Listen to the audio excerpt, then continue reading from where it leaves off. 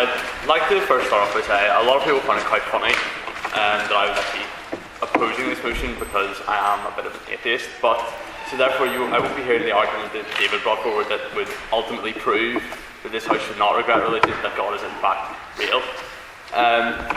But even I, this arch atheist, can't say we regret religion because there's a number of cultural things that have been brought to the table by religion, and I'll get on to those in a minute, but first, a few points of rebuttal.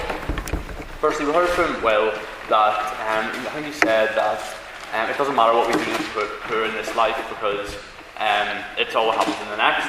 Well, it's one of the, I could be wrong here because I haven't been to, I can count the number of times I've been in a religious service in one hand, so I might be a bit shaky on the details, but it's one of the most fundamental and basic principles of Christianity to like love thy neighbour and look after the poor. Did Jesus not turn over the money lending tables in the temple? And that's an example we maybe should have followed, turning over the money lending tables in the banks. My next point of rebuttal will be on the issue of religious violence, and we've heard quite a bit about how religion causes violence, but that ignores what about the discrimination and violence caused by supposedly atheistic states such as communist Russia, etc. Yep. Those states didn't commit the atrocities because they were atheists. They committed them because of political ideologies, which we rightly abhor. Religion is no different to those ideologies. But did they not commit them to religious people because of their lack of faith or whatever? Also, I could see a point that could be raised against that is obviously religion hadn't existed, that wouldn't have happened. But that's kind of like saying if Judaism didn't exist, the Holocaust wouldn't have happened, which would be frankly ridiculous. I'll move on to my main argument. My first point is that if we regret religion, surely we must regret all forms of belief, because the criteria set forward that religion causes division, surely all beliefs cause division by their very nature. Okay, but isn't religion an institution which can shape the beliefs people have because it's naturally hierarchical and involves leadership?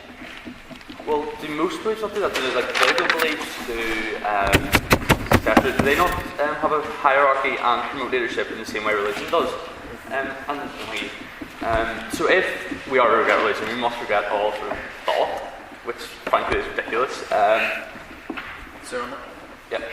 Just because I disagree with political belief doesn't necessarily mean I want to kill you. Whereas religion actually does include clauses encouraging believers to actually take the fight to not believe. As you said, one of the reasons that the communist states killed people was for political and ideological reasons. So therefore, as you said, okay, I'll move on to my second point, which is that, Sebastian will like this because I'm going to use a bit of economic argument here, and if you see religion as an economic product, it kind of filled a gap in the market. Science couldn't explain various fundamental questions to life, such as creation and the meaning of life. And science can only somewhat do that now, and even then, it's not very thingy.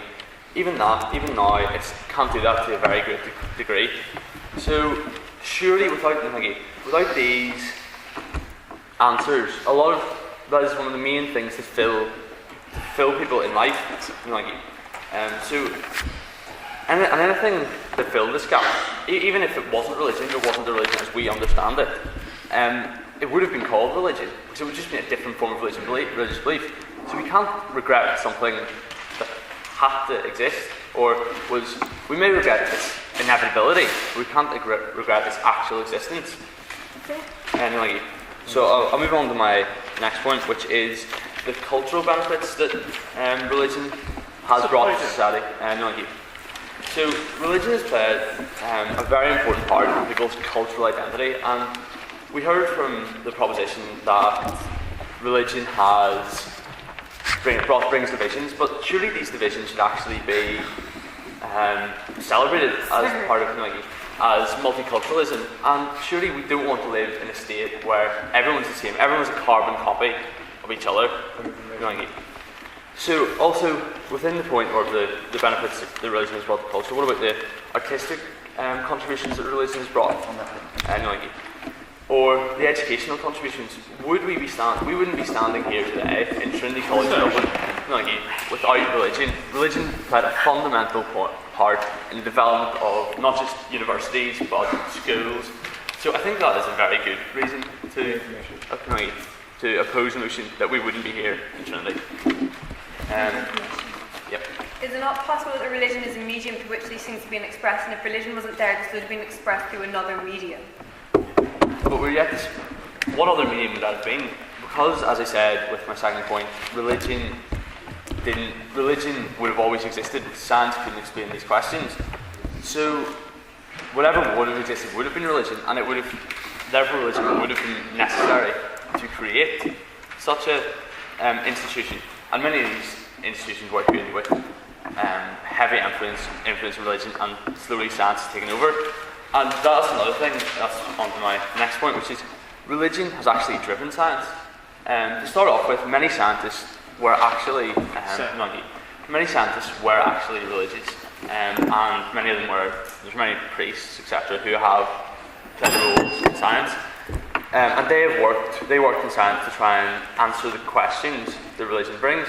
And also, many scientists have actually tried to answer the questions of religion to disprove religion, and this has further pushed scientific development, which is obviously very important to society as a whole. So the reasons that I oppose this motion, despite my lack of belief, despite me being a heretic,